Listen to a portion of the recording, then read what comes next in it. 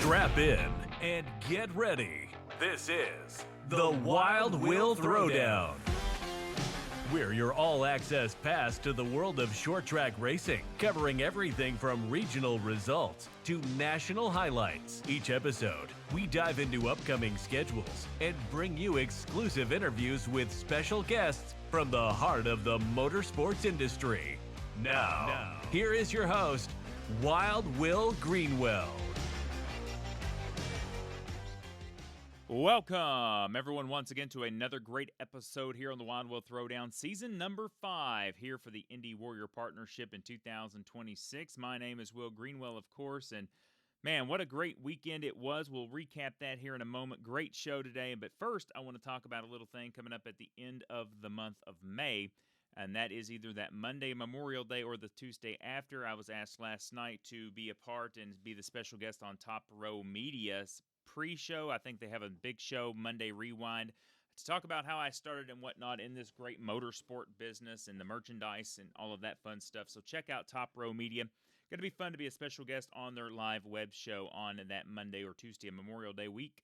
But on the hotline now, man, it's going to be Hawk Harold Adams and Dalton Conner at Young Money himself. But Harold Adams, another great weekend of racing with Mother Nature not raining on our parade. No, it's not in the latter part of the weekend.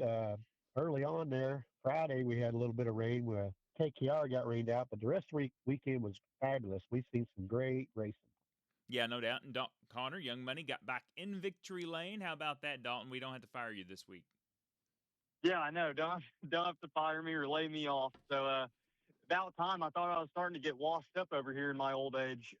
Your old age, yeah. That's funny. Yeah, whatever. But we're going to recap that here in just a moment. But as always, man, great weekend of no rain. It seems to be we only rained out once at Sportsdrome this year. Mother Nature been very cooperative. Of course, through the week we've had some storms here and there, but that's part of it. But let's talk a little bit about the weekend. Let's recap before we go to the topic of the week with Mr. Dalton Conner. But Harold Adams, I know you and I will start where we were. We were at the Sportsdrome Speedway, a record this year, 71 Ford Crown Vics on hand. You had the ABC feature that night. You also had the Ford Figure 8. You had the 6th Annual Smokies Discount Tobacco Outlet Triple 25s for the ICA Dempster Sportsman Division. You also had the Ford Future Stars and the Powder Puff.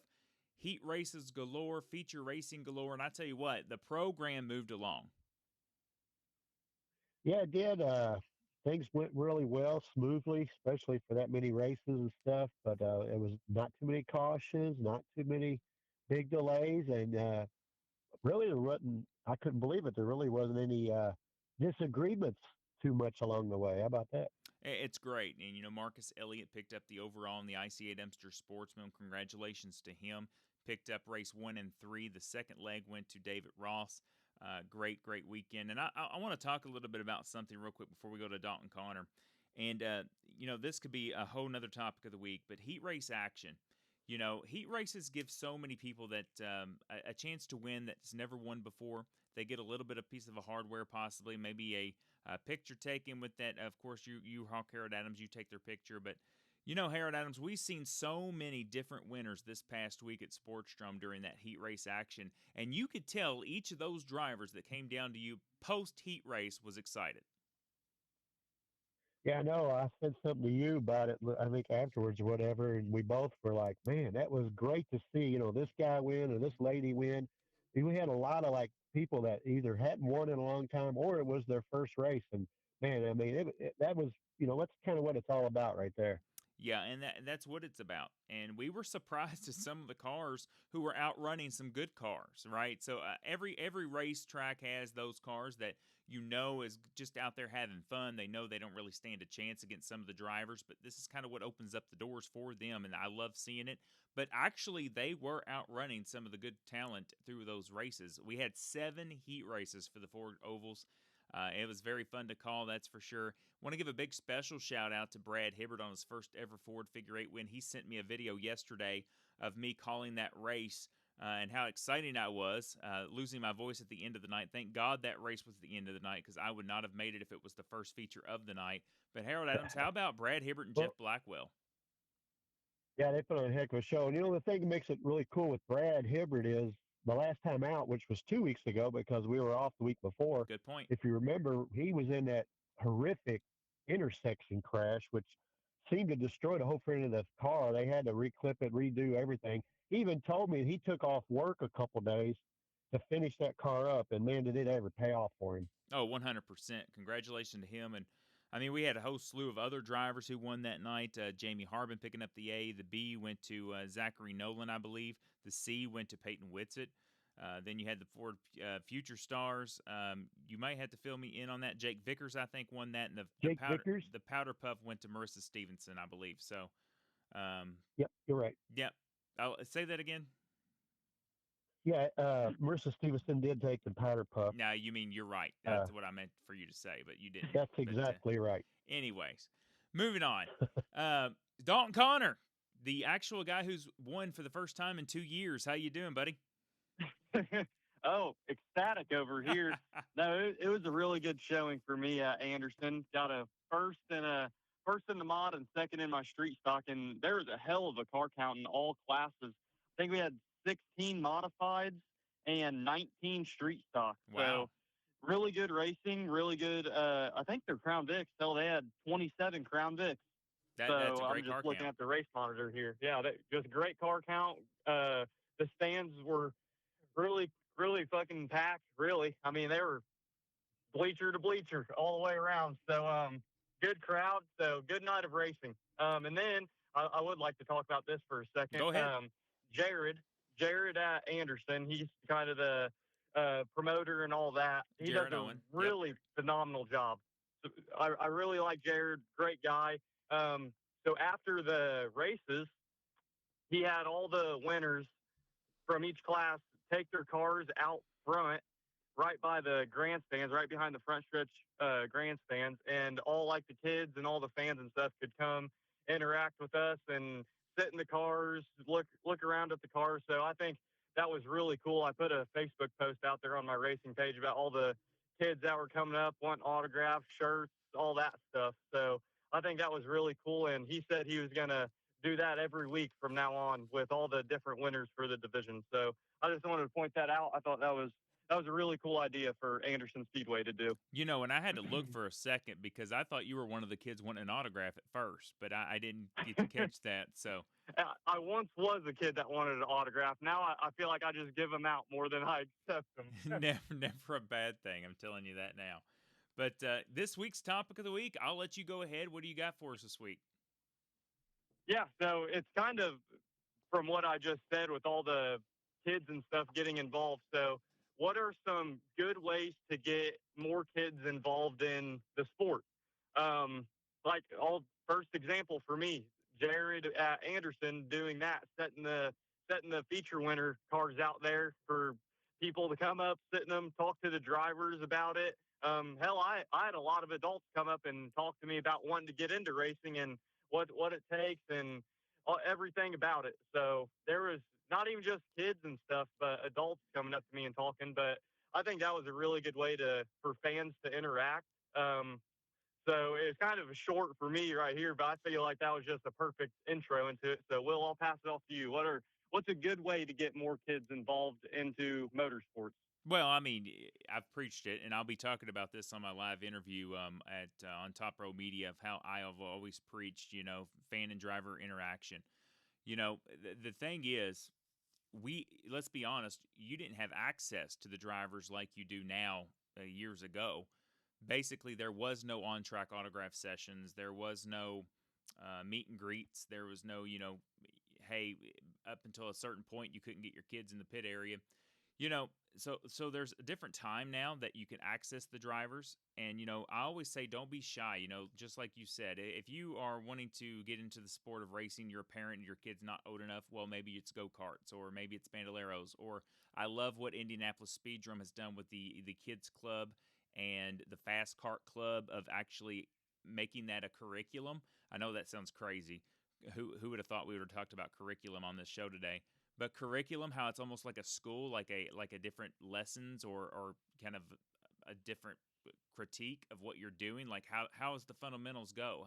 What are the fundamentals of racing? And that's what Speedrome is teaching these kids in the fast carts, junior fast carts, that is. And then what's the next step up? Well, you get a little faster. You go to the senior fast carts. And what's next? Well, maybe a Mini Outlaw, front-wheel drive, a street stock, Outlaw figure eight car. You build your way on up. But yes, I love this topic of the week because it's very important to keep our future of racers going, right? So how do we get involved in sports? Well, 9 times out of 10, you racers are going to know someone in another level. Well, if you're at Sportsdrome, well, we know Dean Worrell. Let's get you hooked up with Dean Worrell. I know Carts race, once Friday a month maybe. He'll tell you where to buy one or where to start with one.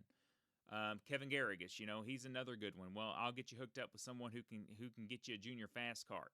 Or if you're an adult, well, let's go to a Crown Vic. We know tons of Crown Vic builders, right? So, there's all of this stuff. If you're out there and you're coming to a meet and greet or you're an on-track autograph session and you want to get into racing, don't hesitate to ask one of the Crown Vic drivers, one of the drivers in a street stock, modified. It doesn't matter. Ask them where you begin. Where can we find a car we could purchase? Or, I just want to get into the sport of racing. Obviously, if you want to work in racing and not race, how do I be an official? How do I become an official? How do I do this, do that? How do I become a flagman one day? And just ask a staff member. They could hook you up. I know Sportsdrome's always looking for people to work. I know other tracks in the nation, just like every other job, are looking for people to work. Just always ask that. Never be afraid to ask. Harold Adams, I'll pass it to you now. I know you and I have talked about this. Used to be we didn't get to on-track autographs. I know they are very, very, how do I say this? Very in demand because there's always people that, if you run one of these pages like I do, an admin on one of these pages, we're always getting messages. When is the next autograph night?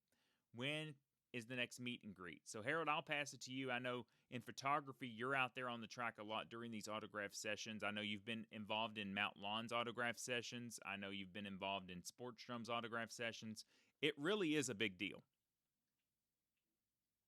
Yeah, it is, especially, like we talk about the overall fan base of racing, is not what it used to be.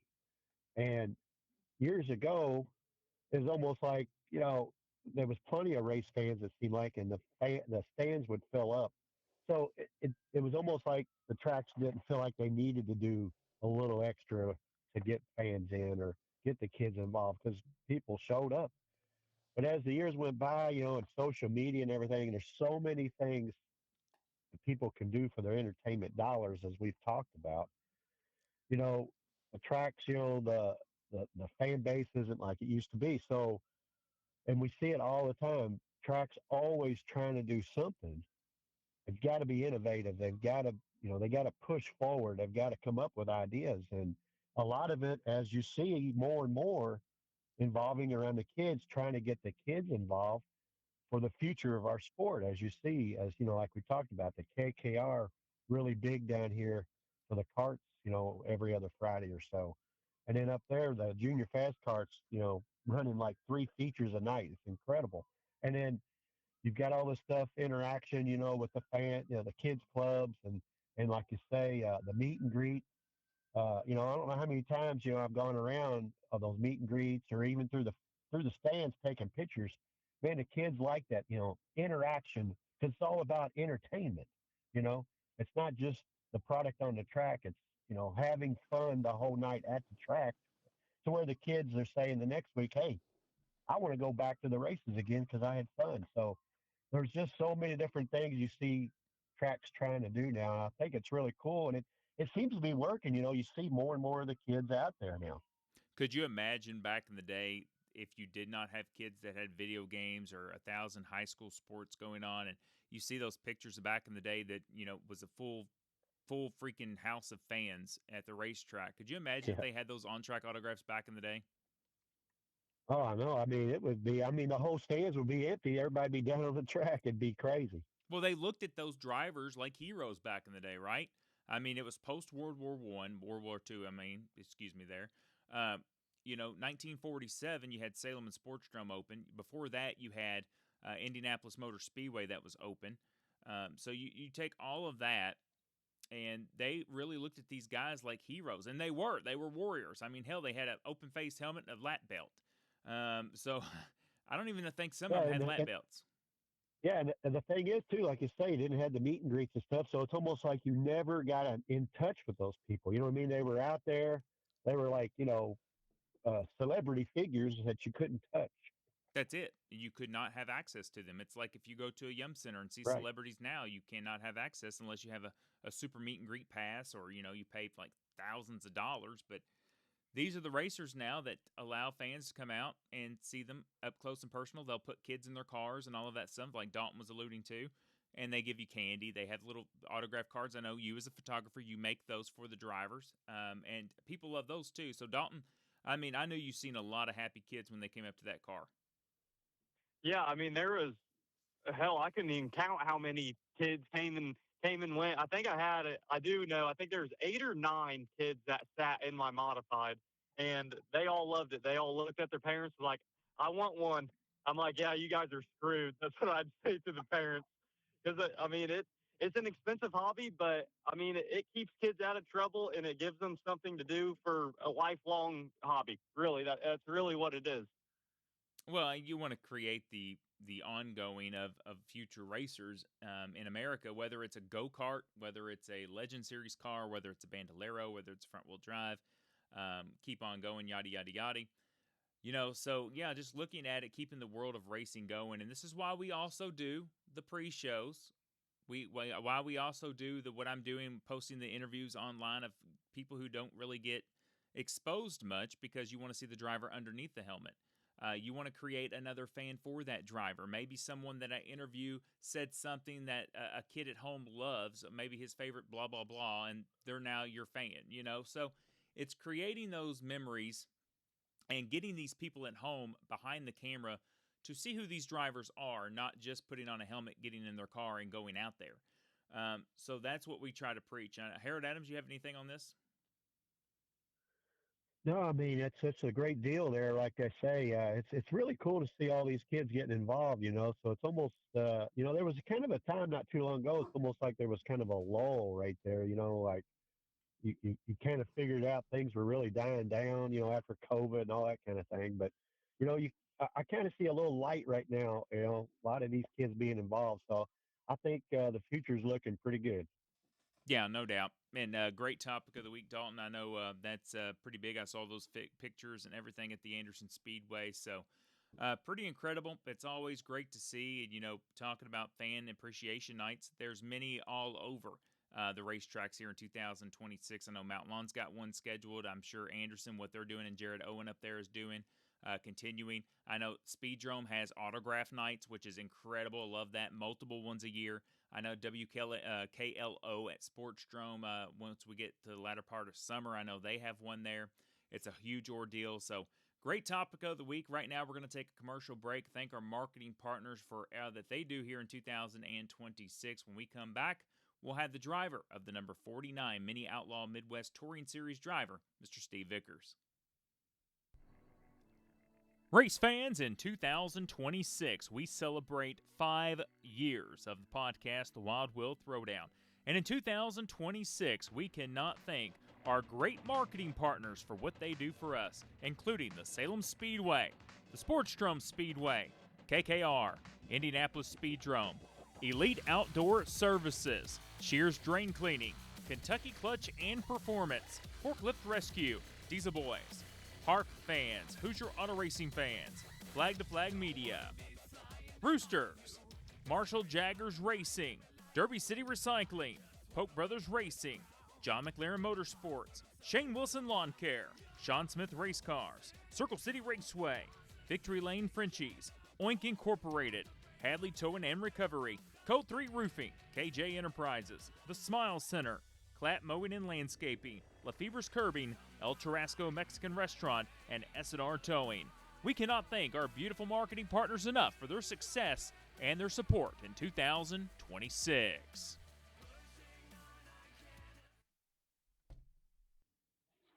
And welcome back to the Wild Will Throwdown, season number 5, presented by Indy Warrior Partnership. Now on the hotline, the gentleman I probably interviewed the most in Victory Lane, the driver of the number 49 Mini Outlaw Figure 8 machine, Mr. Steve Vickers. And Steve, thanks for taking the time to chat with us this week. It's my pleasure. I'm glad to be here. Hey, thanks, Steve. And, looking over this, seeing the creation of these, and Kevin gave me a glimpse when he debuted these. Of course, as they first fired up, we saw 6 to 7 as a field. And then everyone's kind of like, well, is this ever going to grow? Well, then we fast forward here. Jerica, of course, she's came on board kind of spearheading this monster, if you will. I know the Polk brothers is a big support. You have been a big supporter of this. What's it like seeing the support around the Mini Outlaws now? Oh, it's awesome. It's really awesome because you got a mixture of veteran guys like myself and Victor and Rodney Smith, and then you got guys that are just coming into the sport, and then you got guys that are coming out like just maybe the front wheel drive. So it's a mixture and a great stepping stone to the big late models if that's where people wants to go. But I think this is a class in itself that person can make a pretty good career out of. Oh, 100%. And you make a good point. We talk about stepping stones, and we'll talk about Legend Series here in a second. But many the Bandoleros was a big thing, right? Bandoleros now to a Legend to some kind of a fast oval car. Well, now you have these Mini Outlaw cars, which is kind of comparable. And then you step up. Maybe that's the next step for an Outlaw, and so you're on the figure 8 course. So I think there needed to be a developmental class to move up to an Outlaw. I mean, let's face it. If you're a developmental for an oval, Outlaw cars are totally different. You got to turn left and right. We know that. So that's pretty cool. Now, what's it been like working with Jerica on this? Because I know you were a big supporter of her, and you've helped her alongside her and what she's done for that division. Oh, Jerica's been great. We're pretty good at communicating with each other, and we started off right off the bat saying that we'll have each other's back no matter what happens, because sometimes you have to make a stand here 100%. And there, so she's been more hands-on with the tracks, try to get tracks involved. I've been on the driver's side, kind of get drivers excited, whether it be me going and helping them, which I've helped quite a few of them, and calling on the phone every week, say, hey man, we'd love to see you down there. Come on down. I'll do whatever I need to do to help you get down there. So awesome. It's kind of worked out so far, and the numbers show it. Yeah, so you're like the liaison between the drivers and, of course, the officials in that series, and I kind of understand that because I've been the voice for the drivers for many years at tracks I've went to, so that's a great point you just made there.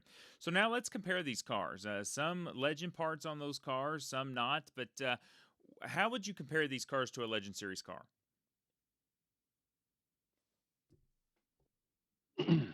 Then that's a very good point. Now, Steve, kind of walk us through a little bit. How would you compare these cars to a Legend Series car? Parts and engines are exactly the same. Suspension, engines, of course, the wheels, but they drive totally different. The Legends are on edge. I drove Corey Adams' Legend at the end of last year, and that thing, man, you got to drive it on the edge. Sure. It's on the edge all the time. Now, the Minis, you got to manhandle them, but there's just different. There's something different about it. I mean, and they're really fun to drive. And I mean, they're only less than a second slower than the big late model, so the corner speed is crazy. Unbelievable. With these cars. When I first heard that's unbelievable to me that these little guys, which makes sense. I mean, these little engines, the Yamahas or the MTs and whatever you want to use, the FZs, they're quick, and they crank out. And a lot of people don't know a Legend Series car can go about 120, 130 miles per hour full speed down the straightaways if you keep on going, obviously. It's pretty impressive. Yeah, they're fun to drive, and I was like, if you got a minute, I was like in 2023. I was out of racing. I mean, I was content, with my wife, and we go boating, go to the lake, things like that. But I've always stayed with it to help out the Nortons. And then Kevin had these cars he was trying to sell the last time he owned a track, and both RJs were driving them, just kind of showcased them, trying to sell them. And RJ3 was driving one, and he says, I'm going camping next weekend. He said, I'm going to get Kevin to let you drive this. And he said, but I'm telling you, man, you're going to want to buy it because I know you. I said, no, man, I'm done. I'm out of racing. I'm content doing this. And man, I drove it and practice wasn't even over yet. And I'm going asking Kevin, how much you want for this thing? And then here we are today. Well, I'm telling you, I know your son, Jacob, I know him and I have talked a lot, and he goes, you're having the best time of your life right now. which I can see the smiles. Now, let's talk about how many times I've interviewed you in Victory Lane, of course, interviewed you. Talk about that dominance in 2025. I mean, it really, all jokes aside, you look pretty sporty out there, and you said you got back into racing, and you look like you're having the most fun you've ever had. Yeah, I have, and a lot of it's because I've been able to experience it with my son. Because Bingo. We worked together all the other times I raced. With school, and then he went off to college, and so that's been the best part of it, man. I mean, him being the first one out there when I won the championship. You were there that night, and big hug. That was so surreal. I'll never forget that the rest of my life. So. And we're back here. We had just had a little bit of technical difficulties, but Steve, you were talking about your son. I know we caught a lot of that. Off to school and everything, coming back, getting back into these cars, and just him being out there the first to Victory Lane. You were talking about how that night you won the championship when I interviewed you. It's very special to you.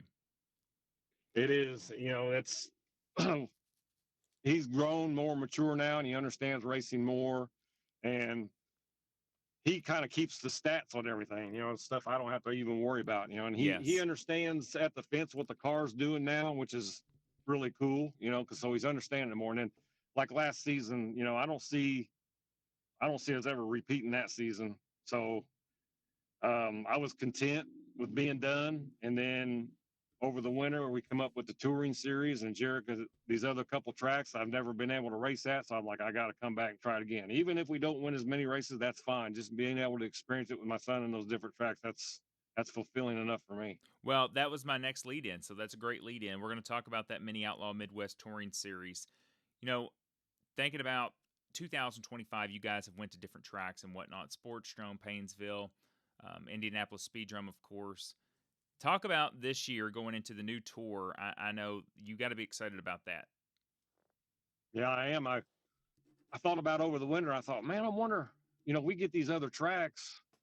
I got some pretty good connections where I work. Maybe I can get some sponsor money, and then maybe we could pay out a point fund for a point series. Well, it all came together. Sweet. And that's where we're at. And, of course, we added now Anderson twice and Shady Bowl. Of course, it's on the oval, but, we're not going to turn any new track down. No, heck no. And then absolutely Sportsdrome and Salem. So far, Salem is my favorite track just because how fast and how wide it is. I mean, it's just super fun. Well, so looking forward to getting back to there. Well, you get ready because they're already getting quotes on the new 12, maybe 15-degree banking on that track at Salem Speedway. So that's going to be even more fun. So, I'll probably be coming back next year again. Heck yeah, there's you another lead in, man. I tell you what, that's going to be awesome. Keeping Steve back in it and keeping you young. But, talking about, I know one memory of you that I have last year as at Salem. You were smoking. You had oil all over you. It seemed like you got out in Victory Lane. That was a very interesting Victory Lane there. Yeah, and I think we did a little prep work before the race too, because in practice, I noticed my breather spitting a little bit of oil out, and what it made it look bad was my breather's right in front of my. Yeah, so talking about that, that breather and the oil and stuff, what was going through your mind halfway through that race? Well, at the beginning of the race, I told Jake, my son, I said, go tell the officials that I may have a little bit of oil blowing back on my header, but it's no big deal as long as I'm not oiling down the track. So he did, and I think that helped me. And then when it started, I don't know, it was probably 6, 8, 9 laps right in there. Every time going down the straightaway, I looked at my oil pressure, and I had good oil pressure, so I knew I wasn't losing that much. But I know when I looked at it on the video, and I'm sure as you guys were watching it live, it looked like I was blowing up every single lap. It was intense, and I'm going to tell you that now. And, man, Steve, I hope that doesn't happen in 2026 here when I see you. But, I'm going to give you a chance to tell who you would like to thank, but we're excited. I know you and I were talking May 16th, the Midwestern Sportsdrome. You guys are going to come down. Hopefully you'll be in Victory Lane again. I know you said, but there's going to be a lot of competitors. But who would you like to thank on the side of that 49 for getting you where you are today? Well, first of all, my son, for sure. I got Shelby Materials, where I work as a sponsor this year, J&F Industries with hydraulic hose and fittings. I got Pro Door Systems for all your garage door needs. The Outlaw Series is Shelby Materials, Norton Truck and Trailer and Transport, and Polk Brothers Racing.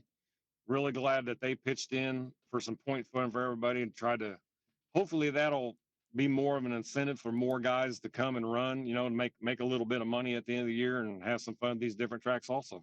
Well, Steve, I love that, and I love what you guys are doing. I mean, Polk Brothers, you guys, your sponsors, Jerica, all of the teams that race in this tour. I'm excited to see what you do in 2026, my friend. I am too. Looking forward to seeing you on May 16th at Victory Lane, and we'll talk about it again. Hey, Wild Will Throwdown fans, Will Greenwell here. If you're into all types of racing like I am, then you need to check out the all-new Flag to Flag Media show each and every Tuesday at 8 p.m. on Facebook and YouTube. Just go to Flag to Flag Media, that's flag, the number 2, Flag Media on Facebook and give them a like, or YouTube and subscribe. They will cover all of your dirt racing needs around the region. Flag to Flag Media. Check them out. And welcome back to the Wild Will Throwdown, season number 5. Of course, partnering with Indy Warrior Partnership in 2026. Now, gentlemen, we get to go on the upcoming schedule, which is a lot of stuff this weekend. Want to kick it off with, of course, the running of the Kentucky Derby. Of course, if you live in the Louisville area, grew up in the Louisville area, or know that region, you know that's a big deal down here and all over the nation. But Sunday afternoon, Harold and I, you are going to be at the Derby Hangover Duel 75s at Salem Speedway, fueled by the Hoosier Lottery and powered by the John Jones Auto Group. It is the Great American Stocks, Crown Vic Big Track Series, Crown Vic Short Track Series, Salem Supercars, and Legend Series at 2 p.m. Harold Adams, I'm very excited for this event. Tons of giveaways and everything for Sunday afternoon. Yep, looking forward to getting back to Salem and seeing the further improvements they have, and of course a lot of stuff going on with this event. Expecting a big car count with all the bonuses and all the extra giveaways and all that fun stuff. So it's going to be an interesting day. Well, yes, interesting, and I've gotten word that we are almost to number 40 on the entry list of the Crown Vic Short Track. So yeah, it's going to be a wild day, approaching over a full field on the Crown Vic Big Track. Very excited for that, and it's going to be a great day of racing. Now, you and I, Indianapolis Speedrome this Saturday, but I want to go on and make a quick note change.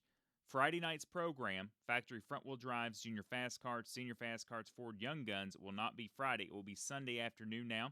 Saturday, opening ceremonies at 3:55. Mark that. They are wanting to be done by dark on Saturday because of the weather. So that is going to be on Saturday at 3:55. That is going to be, of course, highlighted with the Outlaw 100 main event. The INEX Legend Series are going to be on hand. The Ford Kidney Beans, Figure 8s, they're going to do both. The Mini Outlaws 40-lap event, that's going to be Saturday afternoon. Now, if you're into the dirt deal, Florence Speedway Saturday will be hosting the Lucas Oil Late Model Dirt Car Series for $25,000 to win in the Ralph Latham Memorial. Also, we're going to keep it on dirt. Our friends at Jackson County Browntown Speedway. Saturday is going to be the Scott Patman Memorial Super Stocks Special. Super Stocks, Pure Stocks, Pro Late Models, Crown Vics, and Hornets going to take place there. So plenty of dirt action around here, and we'll keep it on the dirt. Paragon Speedway, 410 non-win sprint cars, 305 sprint cars, Super Stocks, and Hornets. A place that you and I still have to visit, Harold Adams, Plymouth Motor Speedway. This Friday, May the 1st, going to be the Outlaw Late Models, Street Stocks, Factory Fords, 4-cylinders, Hornets, and the AM Series. I know, Harold, you and I have talked about it. We've always wanted to go to Plymouth. Yeah, it is on our list there. One of these days, we'll get up there in our busy schedule, I'm sure, but be excited to check it out. No doubt. And Dalton, I know, where are you going to be at this weekend?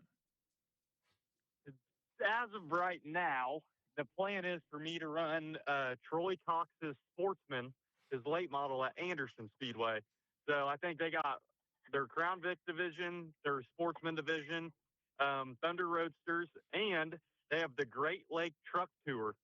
So some trucks from up north that run at I'm honestly not sure. Maybe like Paynesville, Lorraine kind of area. Yeah, I think that's kind of where they're from. Yeah, Randy Maggio. That should be a pretty good race. Randy Maggio is the promoter there now for the Great Lake Truck Tour, so it's going to be interesting to see how they go. And Dalton forgot to say he may be in a street stop this weekend at the Salem Speedway. So, yeah, that's also a possibility. But don't hold your breath. Yeah, don't hold your breath.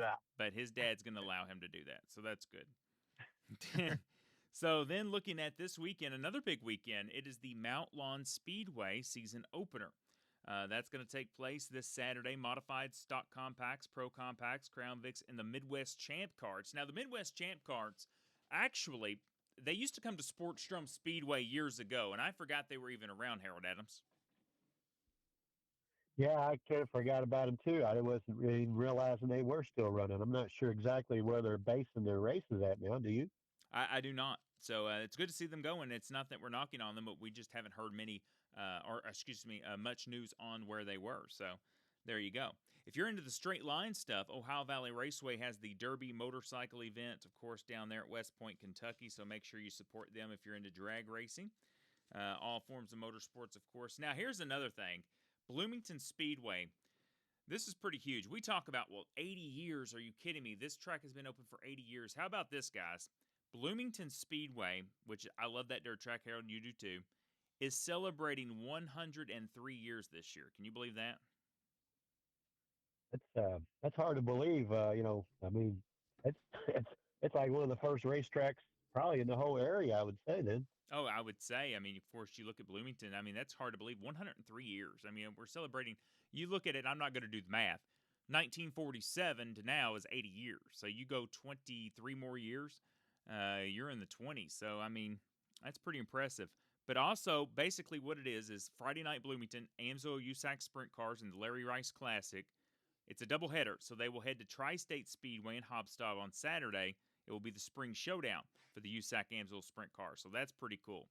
Also, a track that I visited, and this place I will always remember. I don't think you've been there, Harold Adams, but Cedar Ridge Speedway down in Morgantown, Kentucky. Why would I always remember that? Well, that is the racetrack that I sat at that hearing both announcers there gave me the idea to message Brandon Taylor. That was on April 27, 2019. And Sportstrom got rained out. We were going as a fan to Sportstrom on Saturday. It got rained out, so my dad and I went to Cedar Ridge. And that Sunday at Sportstrom's when I made my debut on the microphone with Mike Benson. So basically, that's pretty cool. $974 to win for crates and other classes.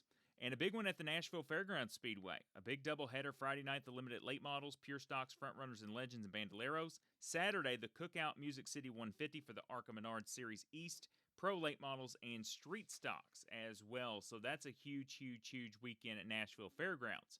Now, if you also look about 40 or so miles up the road, you have Highland Rim Veterans Motorplex, a veteran motorplex at the rim, whatever you want to call it. 50 laps for the limited pro stocks, 500 to win, all other classes on the card. And then the NASCAR Craftsman Truck Series is at Texas Motor Speedway on Friday night, SpeedyCash.com, 250, 8 p.m. O'Reilly Auto Parts Series in the Andy's Frozen Custard 340, Saturday at 3 p.m. on the CW. And then, of course, the NASCAR Cup Series Sunday with a Worth 400 at 3:30 on FS1. So, Dalton, you got ton of racing if you want to go somewhere this weekend in our region. Yeah, for sure. There's no reason not to go to a racetrack. I feel like everywhere you look, there's going to be a race going on. So go buy a ticket to anywhere. I'll be at Anderson and maybe Salem. So I'm probably maybe buy 2 tickets. Even if I don't race Salem, I'll probably go just to watch. Well, there you go. Hey, support local racing, right? I don't care what you do. If you go sit in the grandstands, you go race, you buy a pit pass, you buy concession food, you go to get you a cold ice cold beer, make sure you go support a racetrack. Harold Adams, what do you think? The weather looks phenomenal. Look, it's going to be chilly. I'm talking about no R word. Well, that's the main thing right there. It's just like when we talked to Kevin, he was like, "Oh yeah, we're racing. It's going to be cool, but hey, we're racing because we always have to deal with that R word stuff. And if it's going to be a clear day, let's go for it." No doubt. So we're going to hit our white flag moments. Here's our final thoughts on this beautiful week here. Getting ready for another weekend of racing. I should say the first weekend of May in racing. Harold Adams, what do you got? Well, looking forward to it, as we just keep chugging along here, getting into the meat of the schedule a little bit and changing things up. Of course, it's going to be great to go up north and visit the Speedrome, check that out for the first time this year, and then looking forward to seeing the further improvements, see what kind of car count we get at Salem. No doubt. Dalton, what do you got on this beautiful week of racing, getting ready and set to go for your final thoughts? We always say this, but this year is just flying by. It's already about to be May. I think this weekend is going to be my eighth race of the year already. So it's crazy to think about, but I'm ready for some more racing. No doubt about it, guys. And, it comes back to support your local short track. It's going to be great. And here's my final thoughts. If you're at a racetrack, check in. Give them a like on Facebook. Take photos. Post those photos. Get that information out there of that racetrack you were at. I don't care if it's in California to Maine. Make sure you post a picture. Check in at the racetrack. Let people know where that racetrack's located at. And enjoy yourself no matter where you're at.